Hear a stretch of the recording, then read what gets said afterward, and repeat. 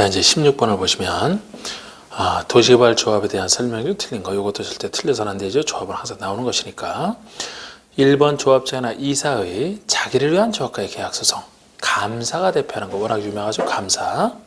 그리고 조합의 임원으로 선임된 자가 미성년자로 확인된, 미성년자면 임원 결격서에 해당되는 거 아닙니까? 그러면 다음 날부터 자동 자격 상실이죠. 임원의 결격사유. 조합원의 결격사는 없어요. 임원. 그리고 다른 조합원의 소유권 일부를 이전받은 조합원은 그 범위에서 다른 조합원의 의결권을 승계할 수 있다. 승계할 수 없다. 없다니까 맞는 겁니다. 원래 의결권을 행사할 때는 조합원은 평등한 결의권을 가집니다. 그러니까 1인 1표인데요. 다른 사람의 의권을 승계하게 되면 몇 표를 행사할 수도 있어요. 승계해서. 근데 우리 승계하기 위해서는 그 사람의 소유권 전부를 이전받아야 돼. 전부를 이전받아야지만 의권 승계가 가능합니다. 만약에 일부만 이전받아서는 나머지 일부를 그 사람이 여전히 가지고 있기 때문에 그 사람이 면적에 상관없이 의결권을 행사할 수 있잖아. 그래서 전부를 이전받은, 그래서 일부를 이전받은 자는 그 사람의 의권을 승계할 수 없다니까 맞는 겁니다. 전부를 이전받아야만 승계할 수 있죠. 4번의 조합원은 도시개발구역에 보유한 토지 면적에 비례하여 의결권을 갖는다. 비례하는 게 아니고 관계없이죠. 면적에 관계없이. 자, 우리 면적에 비례하여 갖는다는 면적 크기에 따라 의결권의 수가 달라진다는 얘기가 됩니다. 그래서 면적에 관계없이 평등한 의결권이죠. 4번 틀렸고 5번에 의결권에 있는 조합원 수가 50 이상이면 총회원을 대항해서 대의원을 둘 수 있는 임의기관 둘 수 있다. 이 경우 대의원의 수는 의결권에 있는 조합원 총수의 10% 이상. 자, 17번이 수용 사용 방식에 의한 도시개발 사업에 대한 설명으로 틀린 거. 수용 사용 방식에 의한 도시개발 사업. 토지 소유자가 시행을 할 때 토지를 수용 사용하기 위해서는 면적 3분 이상을 직접 소유하고 총수 2분의 1.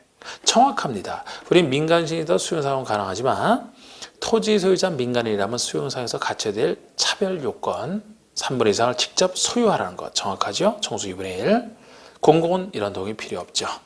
2번에 수용사용의 대상이 되는 세부 목록을 고시한 때 공투법에 의한 사업인정 고시가 있는 것으로 본다.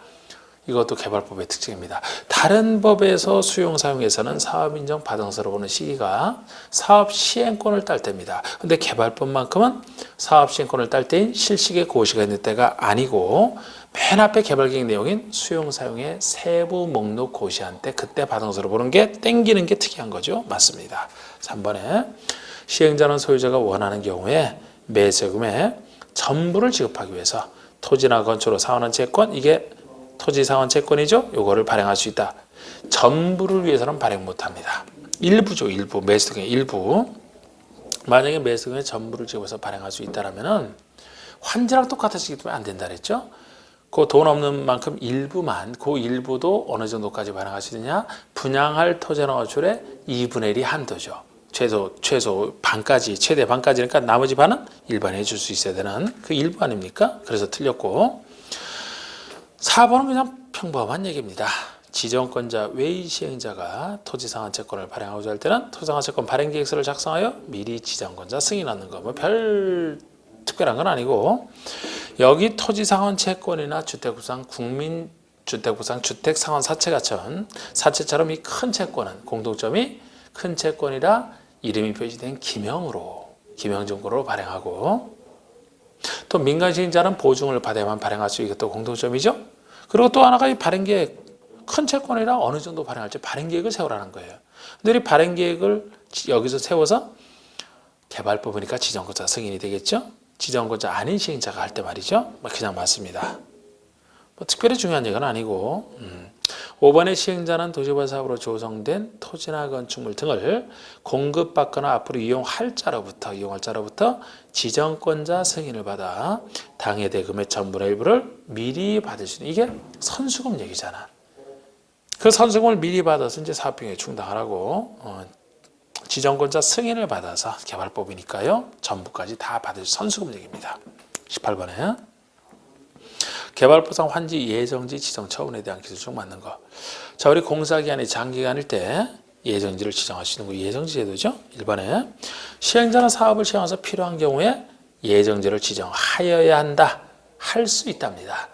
다른 절차들의 예정지만큼은 공사인이 장기간일 때 사용수익을 못하는 소유자를 도와줄 목적으로 임시로 사용수익을 하게 하면 그 사람들 이익이 이제 보호되지 않습니까? 그래서 그럴 필요가 있으면은 지정할 수 있고 필요 없으면 지정 안 해도 되는 지정할 수 있는 임의적 제도라는 거예요. 그래서 이거 틀렸고 나머지는 이제 예정지 효과인데 우리 예정지 효과는 제가 이렇게 그림 그렸던 거 있죠? 우리 예정지는 별도의 계획은 필요 없어요. 앞으로 그 사람들 환지를 그대로 예정지로 지정을 해줘서 임시로 사용수익 하는 구조죠.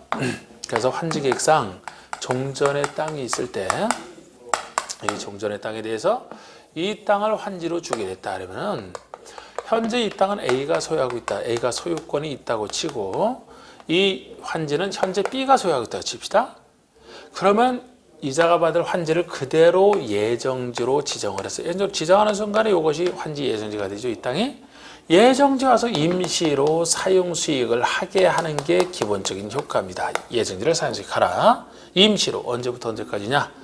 보통 예정지 효력 발생일로부터 쓰기 시작하면 돼요. 근데 혹시 사용수익을 개시할 날을 따로 정할 수가 있는데 따로 정하면 그때부터고 보통은 효력 발생일로부터 언제까지 쓰느냐? 환지에 대한 소유권 취득하기 직전까지 최대한 쓴다 이렇게 보시면 돼요. 이사라가 환지에 대한 소유권 취득하는 것은 나중에 공사 끝나고 환지 처분 공고 다음 날이 돼야 취득하죠. 그러면 예정지는 효력 발생일로부터 환지 처분 공고일까지 쓰게 돼 있어요. 공고일 다음 날이면 소유권에 따른 사용수익이지 예정지 효과는 아니라는 거죠. 최대한.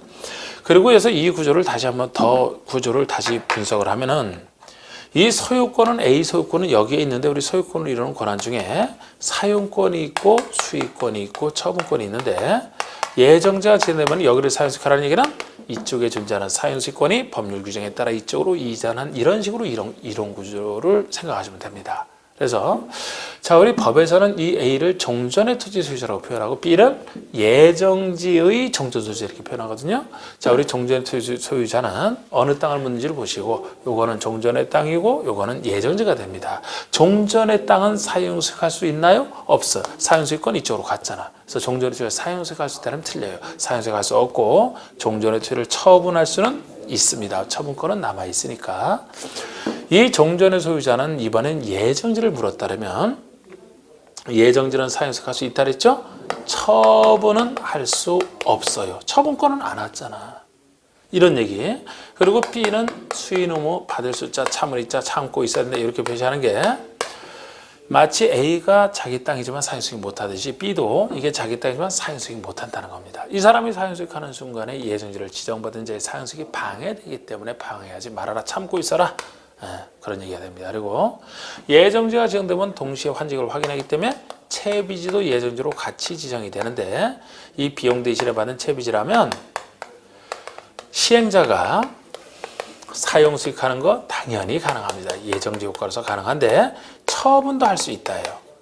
이게 둘의 차이죠. 그래서 이 채비지도 시행자가 나중에 환지 청구 다음 날에 돼야 취득하지 않습니까? 아직은 소유권 없이도 처분할 수 있는 권한을 특별히 준 거예요. 요거 팔아서 그 돈 갖고 사업행위에 충당해서 사업 잘하라고.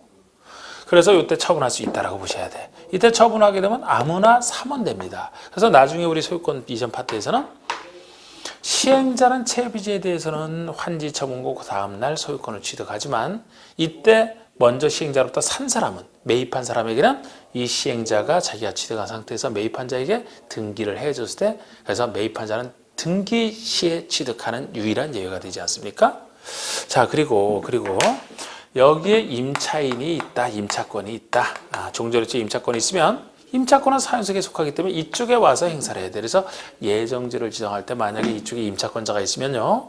예정지에서 임차권을 행사할 땅이 전문지 아닌지 임차권을 행사할 땅을 같이 지정을 해줘야 되는데 그럼 임차권을 여기다 행사한다는 얘기가 되죠. 그러면 임차권 행사할 땅이 바뀌었으니까 임차인과 임대인 소유자 사이에 권리 조정이 필요한 겁니다. 땅이 바뀌게 됐으니까 두 가지가 있어요. 임대료 증감 청구를 통해서 문제를 해결할 수도 있고 만약에 여기 와서 권한을 행사해보니까 임차권을 설정한 목적 설정이 불가능하다 그러면은 임대료 증감 청구를 할 수 있는 게 아니잖아. 그때는 장래에서 권리를 포기하거나 계약을 해지할 수 있고요. 그 대신 권리 포기 계약을 해지하게 되면 손실보상을 시행자에게 청구할 수 있고 시행자는 소유자에게 구상하는 이런 구조가 되는 거 아닙니까? 그리고 임대료 증감 청구와 권리 포기 계약 해지는 둘 다 형성권이기 때문에 효력 발생부터 60일까지만 행사하지 60일 지나면 못한다는 거 둘의 공통점이 됩니다. 이 정도가 다 예정제 관련된 거 전부고요. 2번 보시면 종전의 토지 소유자는 환지 예정제의 효력 발생일로부터 공사완료 공고일까지 예정제를 사용해서 갈 수 있다. 앞에는 좋은데 뒤가 틀렸죠. 공사완료 공고일까지만 쓰는 게 아니고 환지처분 공고일까지죠. 환지처분 공고일까지 소유권 넘어가기 직전까지. 3번 3번이 맞는 게 사용승인 목적을 달성할 수 없는 용익권자라면 목적 달성 안 되니까 권리포기 계약해지 가능하다 그랬죠? 그거 하려면 효력 발생 60일 내 하라. 임대료 증감서도 마찬가지로 60일 내 하는 건 맞습니다. 4번에 종전의 토지 소유자는 환지 예정제에 대해서 사용승인에 처분할 수 있다. 예정제는 사용승인만 하지 처분 못하죠. 처분에 대해서 틀렸습니다. 5번에 채비지에 대해서 예정제를 지정하는 경우에 사업시행자는 채비지를 사용해서 갈 수만 처분할 수는 없다. 요건 처분할 수 있죠. 네, 틀렸고. 19번에 정비법에서 가로주택 정비사업에 대한 설명이다. 옳지 않은 거. 가로주택 정비사업 6가지 사업 중에 제일 작은 가로주택 정비사업 얘기입니다. 가로구역에서 하는 정비사업이죠. 자, 도시계획도로로 둘러싼 일단의 지역, 이것이 정비법상 가로구역의 개념입니다. 우리 가로구역은 건축법에서도 나오는데 우리 건축법에서는 건축상 도로로 둘러싼 일단의 지역이잖아. 정비법에서는 이게 좀 더 좁은 개념이에요. 여기는 그냥 도로가 아니고 도시계획도로로 둘러싸여 있어야 돼. 도시계획도로라는 것은 도시군 관리구로 결정된, 즉 도시군계획 시설로 설치된 도로를 한정해서 얘기를 하잖아요. 다른 도로가 아니고. 그래서 요거로 둘러싸인 지역이고요. 그 면적은 1만 제곱미터 미만이어야 됩니다. 작아야 돼. 1만 미만. 그리고 통과하는 도시계획도로가 설치되어 있지 않아야 됩니다. 통과되는 도로가 설치되면 또 새로운 가로구역이 생겨버리니까 다만 이때는 너비 4m야 좁은 도로라면 통과할 수 있는 예외 좋고요. 요건 맞습니다. 2번에 해당 지역의 일부가 광장공원 등 아니면 너비 6m 이상 건축선 도로에 접하고 있다. 해당 시설을 도시계획도로로 본다. 건축선 도로는 도시계획도로 아니라 하더라도 너비가 6m 이상이라면 도시계획도로로 보겠다는 겁니다. 그러니까 이런 걸로 둘러싸여 있으면 상관없죠. 3번 가로구역에서 정비사업을 할 때 요건입니다. 노후불량 건축물 수가 전체 건축물의 5분의 4가 아니고 3분의 2예요. 5분의 4가 아니고 3분의 2 이상이어야 정비사업을 할 수 있다는 겁니다. 이게 노후불량 건축물 수에 대한 요건이죠. 비교적 가로주택 정비사업은 간단하게 할 수 있는 게 제가 노후불량 건축물이 전체 3채 중에 2채면 된다고 하는 얘기잖아. 3채 중에 2채. 3분의 2 이상이지 5분의 4까지 안 갑니다. 5분의 4는 80% 아닙니까? 3분의 2는 60.7%고 그죠? 3분의 2 이상 좀 더 요건이 완화되어 있죠. 그 다음에 4번이 가로구역에 단독주택만 있는 경우에는 그 수가 10호 이상일 때, 공동주택만 있으면 20세대 이상일 때 정비사업 할 수 있습니다. 단독이 공동보다 조금 더 넓기 때문에 단독은 10호 이상, 단독이 10호 이상이죠. 공동은 20세대 이상. 만약에 여기는 없지만 단독과 공동주택이 함께 있다라면 그 합한수가 20 이상은 돼야 되죠. 합한수가 20 이상. 그런데 그 합한수가 20 미만이라 하더라도 그 중에 단독주택이 10호 이상이라면 단독주택 10호 이상 요건에 따라 할 수 있기 때문에 그때는 사업을 할 수 있다 이렇게 됩니다. 또 5번에 시행자는 가로구역에 있는 기존 단독주택 호수와 공동주택 세대를 합한수 이상의 주택을 공급하라. 기존 주택보다 작아서는 안 된다는 거예요. 기존 주택 수보다 그 이상은 돼야 된다는 겁니다. 새로 짓는 것이. 자, 20번의 정비법에서 조합설립을 한 창립총회 얘기해요. 창립총회에 대한 설명이다. 옳지 않은 거. 자, 창립총회는 보통 총회는 조합에서 하는 총회지만 창립총회는 조합을 창립하기 위한 총회이기 때문에 조합 전에 추진위원회가 하는 일이죠. 추진위원회. 그래서 1번이 추진위원회는 조합 설립을 위한 창립총회를 개최하라. 창립총회 개최 의무는 추진위원회 의무입니다. 시기 2번이죠. 조합의 설립인가 후 설립 등기 신청 전에 개최하라. 벌써 설립인가 후부터 틀렸습니다. 설립인가 전이에요. 설립인가 전에, 설립인가 신청 전에. 정확하게는 설립인가 동의 후. 그러니까 설립인가에 대한 동의, 우리가 뭐 재개발 사업 등에서는 431 외웠던 거 있잖아요. 그 설립인가 동의 후에 설립인가 신청 전에 개최하는 거예요. 그러니까 창립총회가 조합의 뼈대를 잡는 것이라 잡아놓고 나서 인가시장 들어가라 해서 인가시장 전에 개최하는 건데 일단 인가동의는 받고 나서 그 사이에 하는 거예요. 만약에 동의도 받지 않은 상태에서 창립총회 어렵게 해서 만들어놨다가 동의를 채워지지 않으면 무효가 돼버리니까 안 돼. 그래서 설립인가 동의는 받고 나서 설립인가 신청 전이지 여기처럼 설립인가 이후에 등기 시절이 아닌 겁니다. 여기서 시기가 중요한 거죠. 2번이 답입니다. 3번의 창립총회는 위원장이 직권으로 소집하든지 아니면 토지소유자 5분의 이상 요구로 위원장이 소집하는 거. 별 얘기 아니고요. 4번에 창립총회에서는 조합 정관을 확정하고 임원을 선임하고 대의원 선임하는 이런 핵심적인 일을 처리합니다. 정관 확정하고 임원 선임하고 대의원 선임하는. 그리고 5번에 창립총회 의사결정은 별도로 이렇게 창립총회 의사결정 따로 적어놨어요. 토지소유자 과반수, 전체 과반수 출석해서 출석한 사람 과반수 찬성으로 일반 결의로 한다. 따로 이렇게 정해놓고 다만 조합 임원과 대의원 선임만큼은 정관이 정하는 바에 따라 선출할 수 있게 이렇게 해놨죠. 자, 21번이 정비법 규정상 각종 동의의 철회나 반대 의사 표시의 시기에 대한 내용으로서 옳지 않은 거. 이것도 이제 정비법에 좀 복잡하지만 좀 특이한 얘기가 있어서 따로 낸 건데.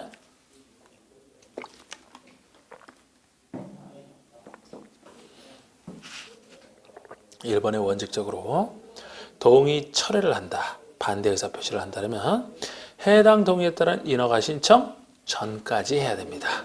이건 보통 개발법도 마찬가지 아닙니까?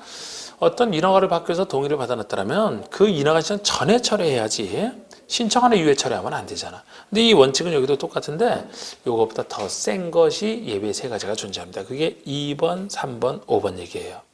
나름대로 중요한 동의는 철회 함부로 하지 말아라. 조기 확정을 위해서. 자, 중요한 동의 세 가지가 2, 3, 4번인데 2번이 정비구역 해제에 대한 동의를 처리할 때. 구역 해제에 대한 동의면 중요한 동의 아닙니까? 구역을 해제하는 것인데 아니면 조합 설립에 대한 동의, 조합을 만드는 것에 대한 동의 중요하다고 보고 5번에 만들어진 취지나 조합을 해산하는 것에 대한 동의. 그럼 이 중요한 동의라 이것은 조기 확정 셋 다 최초로 동의한 때로부터 30일까지만 처리할 수 있게 해놨어요. 그러니까 인허가 신청 전이라 하더라도 최초 동의한 때로부터 30일이 지나면 철회 못하고 30일까지만 철회할 수 있다는 점에서 조기 확정이 되는 겁니다. 그런데 4번은 3번에 대한 예외로서 조합 설립에 대한 동의는 창립총회를 한 이후라도 최초로 동의한 때로부터 30일이 지나지 아니한 경우는 철회할 수 있다? 철회할 수 없어요. 여기에 대한 예입니다. 그래서 원래 설립에 대한 동의는 30일까지만 철회할 수 있다고 했잖아.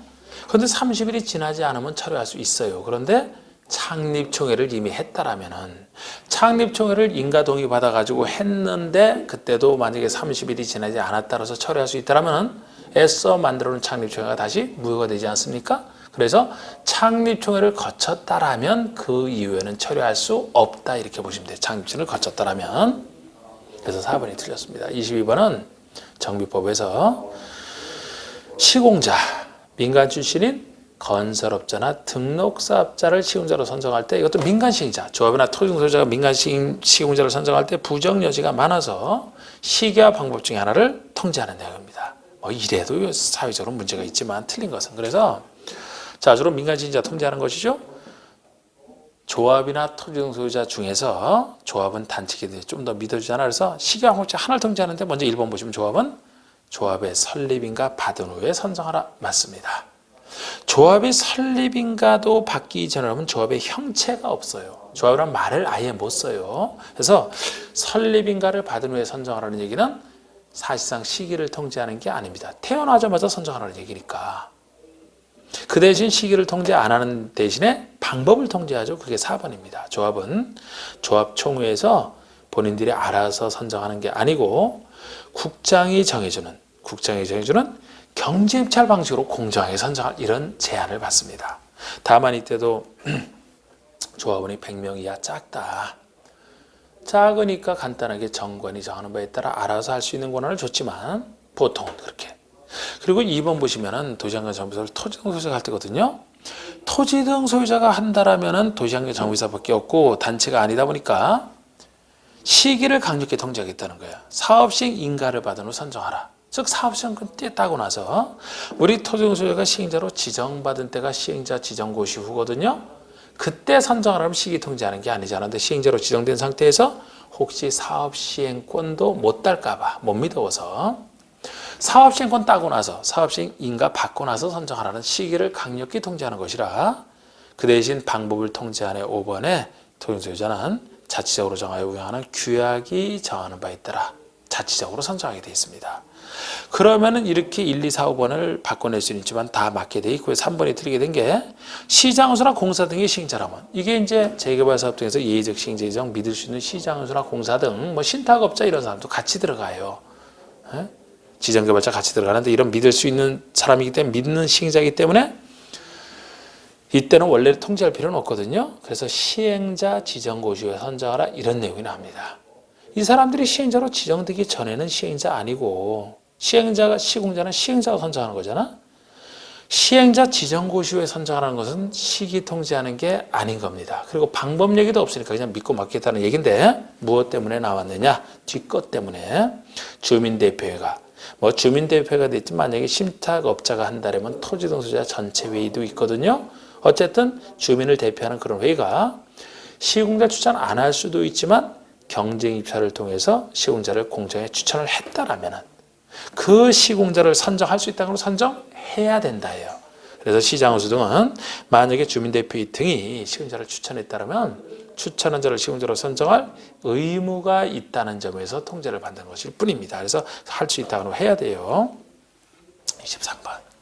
정비사업에 있어서 사업시행자의 사업시행에 관한 설명이다. 가장 바르지 못한 것은 정비법에서 1번 수용 사용에 있어서 사업시행 인가고시가 있으면 공투법에만 사업인정고시 있는 것으로 본다. 개발법이 특이하지 다른 법은 평범하잖아. 언제 여기는 사업시행권을 살 때인 사업시행 인가고시가 있으면 사업인정 받은 것으로 본다. 맞습니다. 그래서 2번 대지나 건축물 현물 보상할 때죠. 공투법 규정에 불구하고 준공가 이후에 현물 보상할 수 있다. 원래 공투법에서는 수용 사용할 때 사전에 소유권 취득하기 전에 현금으로 보상해 주는 게 원칙입니다. 그런데 물건으로서 현물 보상한다면 먼저 취득하고 나서 공사가 다 끝난 다음에 완성된 걸 줘야 되니까 사후 현물 보상이 될 수밖에 없어요. 그 예외입니다. 맞아요. 3번의 주거환경 개선 사업에 따른 건축허가를 받는 때와 부동산 등기를 할 때는 주택도시기금법상 국민대체권에 매입 의무가 없다. 맞습니다.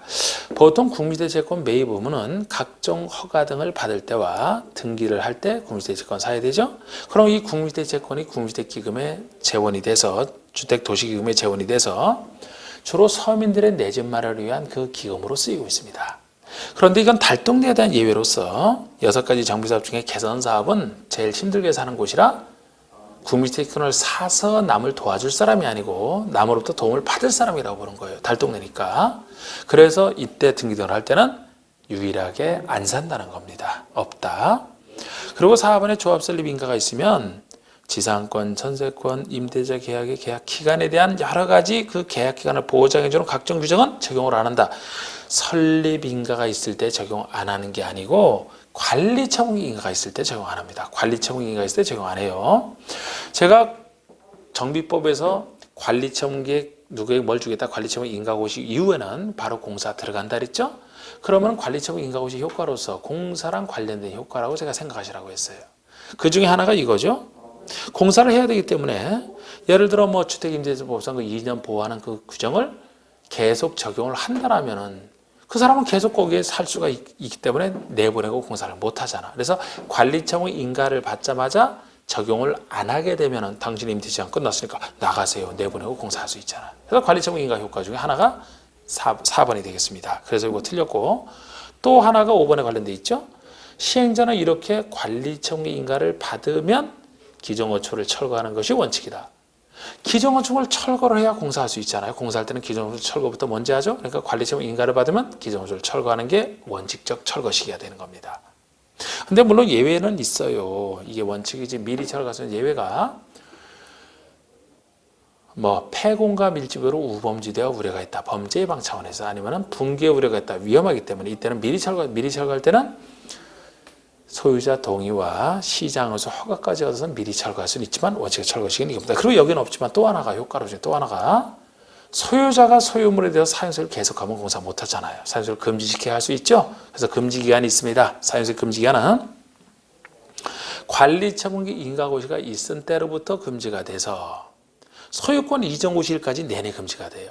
소유권 이전고시 다음 날이면 소유권을 취득하는 그 직전까지 최대 금지된다 이렇게 보시면 됩니다. 물론 이때도 시행자가 동의를 해준 경우이거나 손실보상이 완료되지 아니한 경우는 사용소에 갈 수 있는 예외가 적용되지만 그것까지.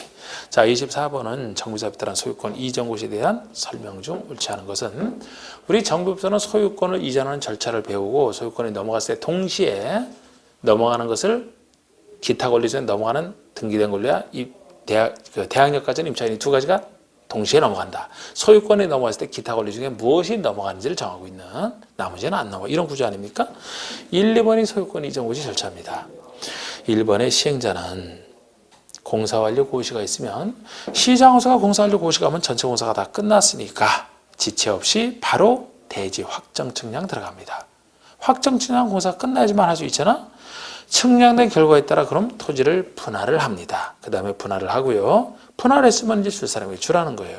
관리처분에서 정한 사항을 분양받을 적에 통지하고 소유권을 이전하라. 소유권 이전하는 처분이 바로 이 처분입니다. 분양받을 적에 그 일정 사를 통지하면 이게 소유권 이전 처분이에요. 그러면 이번에 시행자는 소유권을 이전하는 처분을 했다라면 그 내용을 공부해 고시하라. 이게 소유권 이전 고시가 되고 여기 나왔지만 이렇게 소유권 이전 고시 다음 날이 되면 소유권을 취득하게 됩니다. 다음 날. 그리고 마지막에 시장호석에 보고하는 이 순서 딱 맞죠? 그리고 3번에 소유권을 이전한 경우에 무엇이 동시에 넘어가느냐? 종전의 토지나 건축물에 설정된 지상권, 전세권, 전담권, 임차권, 가등기, 담보권, 가압류 등 등기된 권리에 한하여 소유권을 이전받은 대지나 호출에 설정된 것으로 본다. 등기된 권리에 한하여 때문에 틀린 거예요. 이 얘기는 등기된 권리만 넘어간다는 얘기 아닙니까? 하나를 빼면 맞아요. 우리 등기된 권리가 동시에 넘어가고 등기 안 된 것 중에서 주택임대차보호법상 대항력을 갖춘 임차권까지 넘어가잖아. 그래서 등기된 권리 하나가 틀린 겁니다. 대항력을 갖춘 임차권까지 넘어가니까. 그 다음에 따라서 보통의 채권적 임차권과 지역권, 유치권, 질권은 이전되는 것이 아니다니까 맞는 거야. 자, 우리 임차권은 등기되면 등기된 권리에서 넘어가고요. 등기가 안 돼도 대항력을 갖추면 넘어간다고 하지 않았습니까? 그도 저도 아닌 보통의 임차권 안 넘어가요.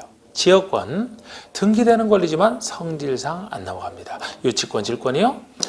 물권이지만 등기되는 권리가 아니잖아요. 안 넘어가는 예죠. 그리고 5번도 간단하게 보시면 되는 거야. 관련 규정을 준용해서 이렇게 보는 것이 있어요.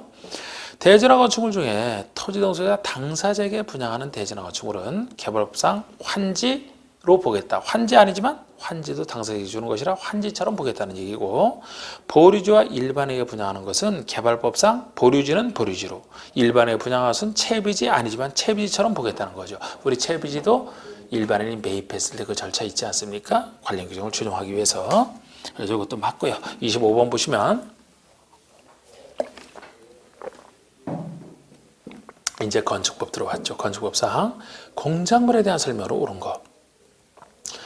25번도 뭐 최근에도 나왔었고 26번은 매번 나오는 것이라 이렇게 자주 나오는 것은 좀 더 세밀하게 하시라고 좀 더 난이도를 높여냈어요. 예를 들어 25번만 해도 공작물에 대한 문제로서 틀리게 내신 부분은 다 여기다 유형을 해놨습니다. 공부하시라고. 그래서 자, 우리 공작물이면 건축물이 아닌 걸 전제로 하기 때문에 제가 공작물은 큰 공작물은 신고다. 건축물은 허가 신고 다 있지만 공작물 자체는 건축물이 아니기 때문에 큰 거 제가 높이 따질 때는 2468 했던 거 아닙니까? 2468m 넘는 큰 것이 신고라는 규정 하나만 적용받아요. 아무리 커도 허가는 없어요. 공작물이기 때문에 이 큰 게 신고인데 이렇게 해놓고 2468 2에 배수를 해놓고 대부분이 제가 6m다. 여기 대부분이 뭐 굴뚝, 장식탑, 기념탑, 운동사련, 철탑, 통신원, 철탑 이런 것들이 다 6m 넘는 게 신고입니다. 이걸 중심으로 잡고 2m 넘는 게 탐장 옹벽, 탐정이나 옹벽은 상식적으로 약간 우리 키보다 높은 2m 높을 때 신고하라. 그리고 사광팔고 했던 거 아닙니까? 사광팔고. 광고파이나 광고탑은 4m 넘는 거, 고가수조 8m 넘는 거, 사광팔고 이게 신고고요. 그 다음에 나중에 추가된 5m짜리가 오나이테야 태양에너지 발전 설비가 5m 넘는 게 신고 이렇게 했던 거. 그리고 이 높이 말고 면적 따질 때는 바닥 면적 30제곱미터를 넘는 지하 대표 신고. 유일한 이하짜리가 기계식 주차장, 철골 조립식 주차장에서 외벽이 없는 것만 8m 이하가 신고예요. 그거는 외벽도 없는 거 8m 넘어서는 위험해서 설치를 아예 못한다라고 했잖아. 그것만 이하. 그럼 1번의 높이 4m, 구체적인 4m짜리 태양에너지 발전 설비면 신고해야 된다? 태양에너지 발전 설비는 5m 초과할 때 신고해야 됩니다. 4m니까 5m 넘는 게 아니죠? 신고할 필요 없습니다. 2번의 높이 6m를 넘는 통신용 철탑은 대부분에 속하는 거죠. 6m 넘는 통신용 철탑 주상에 설치하는 것에 경우에 허가받는다. 그런데 대상은 딱 좋은데 허가라서 틀린 거예요. 이렇게 낼 수도 있죠. 공작물은 허가 대상은 아예 없어요. 공작물은 큰 게 신고밖에 없어요. 최대가 신고입니다. 그래서 이렇게 틀리게 낼 수도 있죠. 허가가 틀렸습니다. 3번에 높이 10m짜리 기계식 주차장으로서 외벽이 없어요. 축조 신고해야 된다. 기계식 주차장 외벽이 없는 것은 8m 이하잖아. 이하가 신고죠. 10m짜리는 아예 설치를 못하는 거예요. 8m를 넘어서기 때문에. 4번에 건축물에 딸린 높이 3m짜리 담장을 설치할 때는 신고하라. 자, 우리 담장이나 오면은 2m 넘는 게 신고라고 했죠? 그러니까 3m니까 2m 넘는다? 그러면 안 돼. 딸려 있기 때문에 이건 신고 대상이 아닌 거예요. 딸려 있기 때문에. 자, 여기 공작물은 건축물과 분리해서 짓는 건축이 아닌 걸 전제로 하는 것이지. 건축물에 딸려 있다면 건축물 자체에 포함되잖아. 우리 건축물 개념이 지붕과 기둥 또는 벽 있는 것과 이에 딸린 시설물까지 얘기하죠. 그러면 담장을 딸려서 지면 건축물 자체에 포함되기 때문에 공작물에서 별도로 신고하는 거 아니야. 건축 허가 신고에 포함되어 있기 때문에. 그래서 이건 신고 대상이 아닌 겁니다. 딸려 있어서 그래. 좀 어렵죠? 근데 5번이 단순하죠. 그냥 높이 5m 광고탑을 설치할 때는 축조 신고해야 된다. 광고탑이면 4m 넘는 사광, 4m 넘는 것이니까 신고하는 거 맞죠? 정답 자체는 단순합니다. 26번. 건축 개념에 대한 설명으로 옳지 않은 거 건축 개념. 신축, 중축, 개축 이전은 매번 나왔던 거 1번에 건축의 주요 구조를 해체하지 않고 같은 대지에 다른 위치로 옮기는 것이 이전이다. 자, 이전이 되려면은 주요 구조를 해체하면 안 돼. 그대로 옮기는 거 하나 맞고요. 같은 대지가 전제돼 있어요. 위치만 다른 위치입니다. 그래서 이거 두 가지를 다 맞는 게 같은 대지가 맞는 게 인접 대지라면 틀리죠? 옆에 있는 땅으로 옮겨가는 것은 언주로 없는 땅에 옮겨가면 신축, 있는 땅에 옮겨가면 증축이 되기 때문에 이전이 아닌 겁니다. 그래서 1번 맞고요. 2번에 부속 건축물이 있는 대지에 새로이 주된 건축을 짓는 거 신축 맞습니다. 우리 부속 건축은 독자적 의미가 없어요. 주된 건축을 기준으로 판단하시라고 했습니다. 그래서 부속 건축물이 있다는 얘기는 주된 건축이 없는 땅에 새로 들어섰으니까 신축이 되는 거 맞고, 만약에 주된 건축이 있는 땅에 부속 건축이 들어서면 그건 증축이 되겠죠. 3번의 기둥을 3개 증설하여 건축 면적이 늘어났다. 그러면 대수선이다. 증축이 됩니다. 그래서 틀렸습니다. 증축. 자, 기둥을 3개 증설했다는 얘기는 증설이면 숫자와 상관없이 대수선에 속하는 거 맞죠? 그런데 건축 면적이 늘어났기 때문에 동시에 증축도 되잖아요. 기존인 건축물인 상태 건축물이 늘어났으니까 증축이 되죠? 그러면 대수선에도 해당되고 증축에도 해당된다면 증축이 우선하잖아. 그래서 대수선은 증축, 개축, 재축이 아닌 걸 전제로 해서 대수선이 해당되는 것이라 이거 틀린 겁니다. 4번이 건축이 재해를 위해서 재해에서 멸실됐다. 그러면 멸실, 연면적 합계는 정정규모 이해하지만 높이가 법령에 적합한 범위 내에서 법령에 위반하면 아예 아니고, 그죠? 정정규모를 초과한다? 재축에 속합니다. 자, 우리 멸실된 상태에서 동일규모로 내시는 게 재축 아닙니까? 그런데 아예 전체가 정정규모 내라면 당연히 재축인데 일부가 초과하더라도 재축이 되는 경우 이 표현이죠. 그런데 이때는 연면적은 절대 정정규모를 넘어서는 안 돼요. 연면적 합계는 정정규모 이하이지만 동수, 충수, 높이 중에 어느 것 하나만, 그래서 제가 높이만 여기다 적어놓은 거예요. 둘만 돼도 안 돼요. 동수, 충수, 높이 중에 어느 것 하나가 정정규모를 초과했다 그러면 그 범위 내에서는 재축이 된다는 겁니다. 그래서 이게 정확한 표현이죠. 넘었을 때 신축이 되죠. 5번에 기존업체의 전부를 철거하고 그 대전의 종전과 같은 규모의 범위를 종전 규모를 초과하여 지으니까 신축이 되는 겁니다. 자, 우리 철거하고 동일 규모로 지은 게 개축은 넘어서면 신축이 되는 건데, 그래서 이것도 전부를 철거, 일부 철거도 들어가죠. 개축 개념에서. 그래서 일부 철거라는 것은 건축의 3요소인 지붕, 툴, 기둥, 내력벽에다가 복까지 합친 4가지 중에 3곳 이상이 철거될 때를 얘기합니다. 27번. 다음은 도시지역과 사람 많은 도시지역, 그리고 비도시 지정된 지구단위 여기도 사람 많죠? 동읍까지. 도시지역에서부터 동읍까지가 이게 우리 건축부의 모든 규정에 적용되는 전면적 적용된 지역이라고 보는 거잖아요. 그런데 여기서는 그것을 제외한 지역이야. 그럼 이 사람만이 사는 전면적을 제외한 지역이면은 일부만 적용되는 일부 적용대상 지역 아닙니까? 그 일부 대상 지역에서는 건축의 일부 규정을 적용하지 않는 사항을 열어간 것이다. 그러니까 우리 6가지 규정이 있어요. 6가지는 전면적에 대한 6가지 규정은 일부에서는 그 규정 빼고 나머지 일부만 적용되기 때문에 지금 여기서 얘기하는 것은 일부에서는 적용하지 않는 규정이니까 바꿔 말하면 전면적에서만 적용되는 6가지 규정을 열거한 것이고 그에 해당하지 않는 걸 찾으라는 거예요. 어디나 적용되는 거 이거 찾으라는 겁니다. 그러면 전면적 사람 많이 사는 것만 적용되는 6가지 규정이 1번 대제도로 관계 아닙니까? 대지는 도로에 최소 2m 접해야 된다. 이게 대제도로 관계인데 사람 많이 사는 곳은 직접 접하지 않으면 다닐 수가 없으니까. 그런데 만약에 농촌 같은 데서 동읍이 아닌 이런 곳이라고 하면은 직접 접하지 않아도 주변에 다른 사람 집이 있는 게 아니기 때문에 다닐 수 있다 그랬잖아요. 그래서 대제도로 관계가 대표적인 그 전면적에 관련되는 규정이 되겠고요. 여기에 관련된 게 3가지가 추가해서 4가지죠. 2번이 도로의 지정 폐지 변경입니다. 대지는 도로에 접해야 되는데 접하지 않고 떨어져 있다. 접하게 만들기 위해서 도로를 지정받아서 접하면 지을 수 있게 되는. 그리고 여기는 없지만 건축선 지정과 건축선에 의한 건축 제한도 있습니다. 그들한테 나왔을 때 어차피 우리가 이 내용은 강론 파트에서 배우는 것이라 내용 갖고 생각을 하셔야 돼. 어찌로 외우는 게 아니고.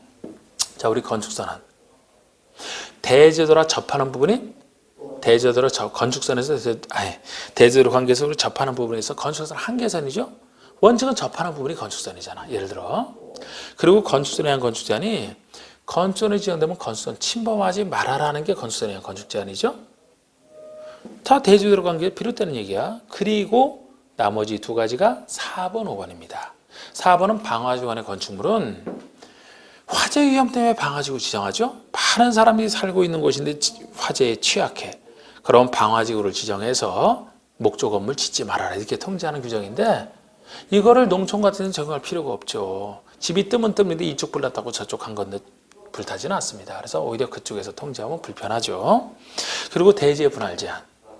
기존 건축이 있는 땅이 잘게 쪼개지는 것을 막는 규정이 분할 제한 아닙니까? 그러면 사람이 많이 사는 곳에서는 이렇게 잘게 쪼개서 조그마식을 다 지으려고 통제하는 것이지 농촌 쪽에서 이렇게 잘게 쪼갤 사람 자체가 없다고 했잖아요. 이렇게 이해하시면 돼. 그럼 답이 3번이 되는 게 건축의 높이 제한은 예를 들어 보통 높이 제한이 다르면 어디나 다 적용되는 거 아닙니까? 전면적뿐만 아니고 일부에도 다 적용돼. 시골에도 적용돼. 가로구역이 있다라면은. 그리고 이거라든지 아니면 건폐율과 용적률도 그렇죠. 건폐율과 용적률도. 건폐율과 용적률도 자연환경 보전지구라도 다 적용이 됩니다. 20, 80 이렇게 나가지 않습니까? 그러니까 이 6가지 규정 빼고 나머지 규정, 뭐 높이 제한이나 건폐율 용적률은 어디나 다 적용되는 거예요. 일부에도 다 적용이 되죠.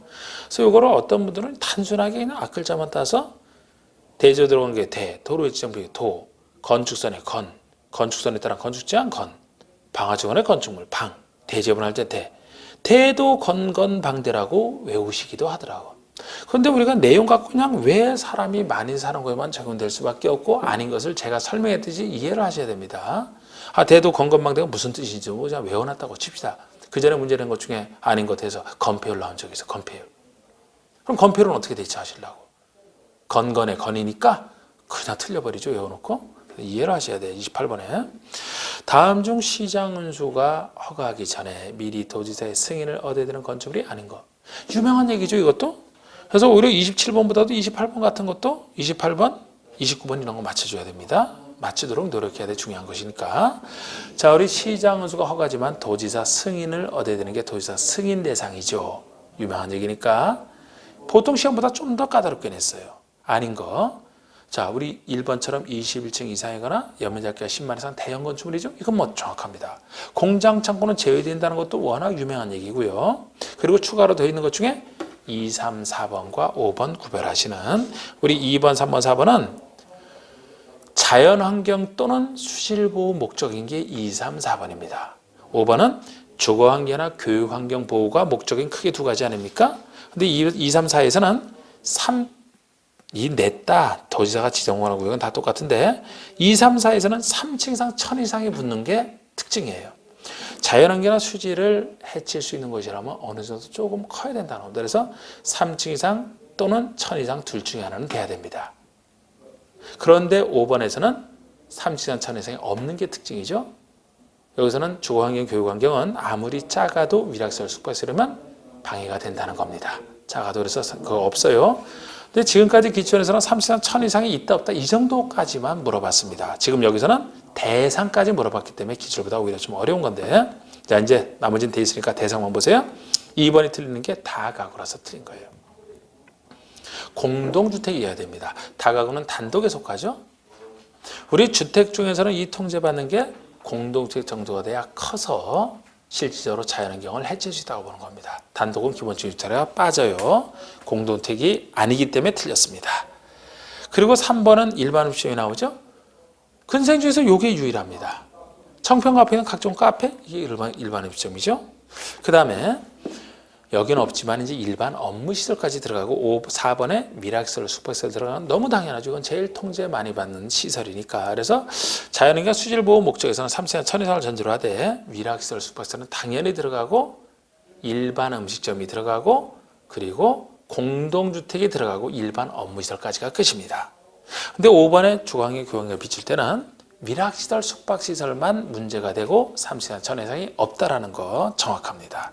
자, 29번은 건축법상 결합건축에 대한 설명이 틀린 것인데 이것도 3회 때 건축협정일 때 같이 말씀드린 거예요. 우리 건축협정은 수많은 땅 중에서 하기 때문에 이때는 체결할 때는 전원합의로만 체결하지만 폐지할 때는 과반수 동의로 폐지가 가능합니다. 그런데 우리 결합건축은 다른 거 결합하는 거 용적률만 결합하는 것이고 두 땅 사이의 문제예요. 두 땅 사이의 문제이기 때문에 아까 건축협정과 달리 체결할 때나 폐지할 때나 다 두 땅 사이 얼마 안 되죠? 전원 합의로만 된다라는 거 둘 다. 그런 기본적인 차이라서 1번의 용적률을 결합하는 거죠. 건폐료 아니고 우리 건축협정에서는 용적률 빼고 나머지 기준을 통합하잖아요. 여기는 용적률만 개별 대지마다 적용하지 않고 두 개 대지를 대상으로 통합 적용하는 게 결합건축의 예입니다. 용적률을. 그리고 이 대지 간의 최단 거리가 100m 이내에 있는 100m 이내의 범위에서 영으로 정하는 범위에 있는 두 개 대지. 최단 거리가 100m 이내인 두 개 대지 사이에 건축주가 서로 합의했을 때 결합건축이 가능합니다. 서로 두 사람이 합의했을 때. 그 다음에 3번에 두 개 대지를 소유한 자가 한 명이다. 한 사람이 두 땅을 소유하고 있어요. 그러면 합의한 효과 똑같지 않습니까? 그러면 바로 결합건축이 가능합니다. 4번의 건축협정 체결 유지기간은 최소 30년. 요 얘기도 맞습니다. 이것도 그 건축협정에서는 이미 그 혜택을 봐서 착공식으로 한 경우지만 폐지를 하려면 최소 20년 지난 다음에 폐지인가를 신청할 수 있었죠. 근데 이건 용적률의 결합이기 때문에 용적률을 아주 높게 지었다가 폐지가 되면 이거 회복을 해야 원상회복을 시켜야 되기 때문에 건축협정보다는 좀 더 긴 최소 30년으로 하라 이렇게 하고 있어요. 최소 유지기간이 최소 30년.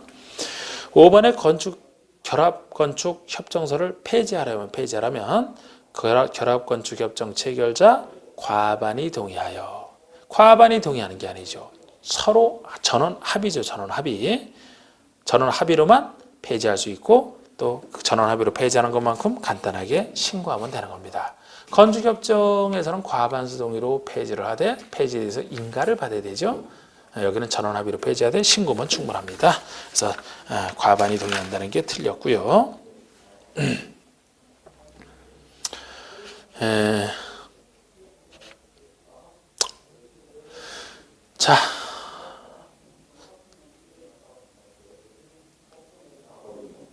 자, 여기서 쉬죠. 그래서 쉰 다음에 하겠습니다.